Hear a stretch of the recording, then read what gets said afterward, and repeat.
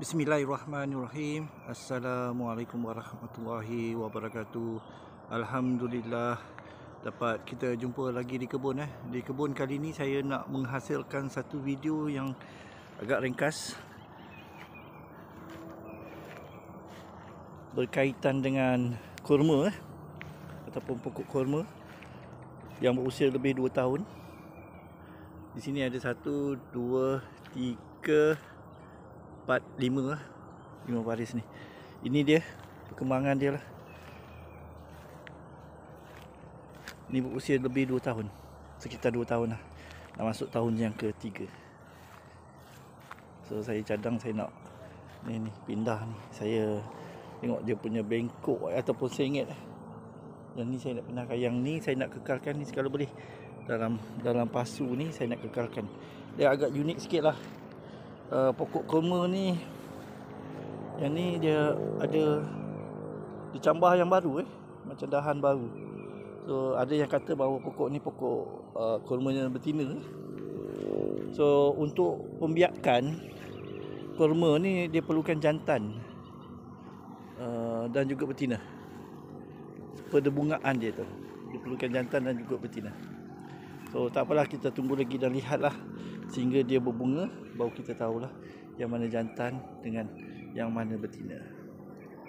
Dalam video ni juga saya bercadang nak pindahkan pokok kurma ni ke dalam bekas tayar yang lebih stabil, sebab tayar ni dia lebih lebar dan tebal. Sebab yang ni dah sengit. Kalau tengok dia melencong ke sana ke sana. So untuk jangka masa panjang, untuk tempoh 2 tahun lagi kontrak ni, kebun ni saya rasa sebaiknya dipindahkan ke sini lah. Ke sini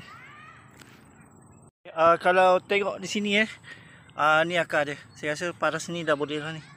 Tapi sebelum ni kan ada masalah anai-anai. Tengok tak ada tak ada yang bersarang. So hari tu saya rasa mati tak tahu. Okey, confirm lah insya-Allah. Tak boleh yakin sangat kan. Ni akar dia. So matilah gitu. Kalau tengok ini dia kedudukan dia, akar dia. So saya nampak di sini insya-Allah lah. Pokok kurma ni agak rasap bagi saya. Dia boleh bertahan Kita cuba pindahkan sekarang lah.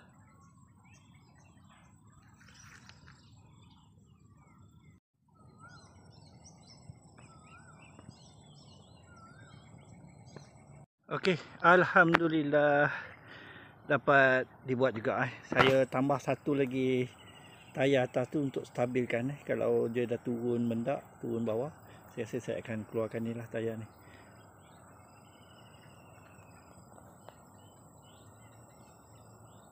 Dalam video yang ringkas ni pun saya sebenarnya merancang lah. Saya merancang kalau sempat. Saya dah buat sikit lah. Buat sikit sini. Dan ni buang rumput-rumput ni dalam masa sebulan lebih je ni. Berbandingkan dengan 2 bulan lah. 2 bulan ni lihatlah keadaan dia. Sangat mencabar. Tapi alhamdulillah lah, buatlah sikit-sikit yang dapat dibuat macam ni saya dapatlah buang. Lepas tu saya kadang nak buat penambahan baikkan tanah atas itu. So yang ni saya buat sekarang lah.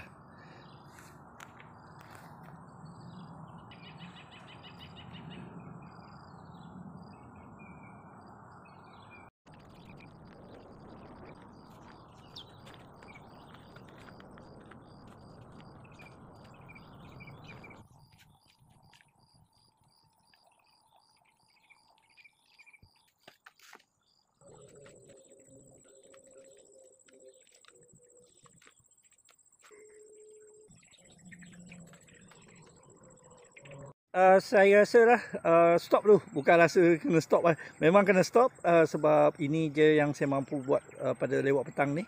Sebab dah maghrib kalau ikutkan dah maghrib lah.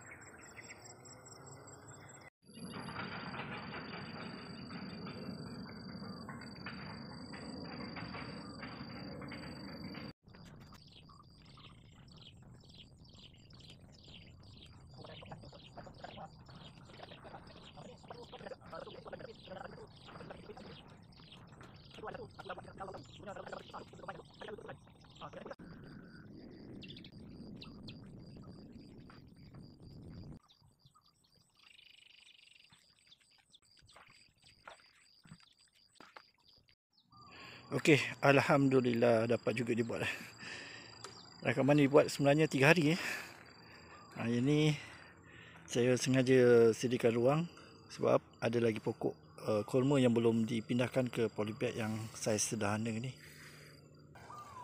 Okey, ada dalam sekitar 20 kurma yang saya semai sebelum ni sesuai dah dipindahkan ke polybag yang bersaiz sederhana. So saya akan pindahkannya secara berperingkat.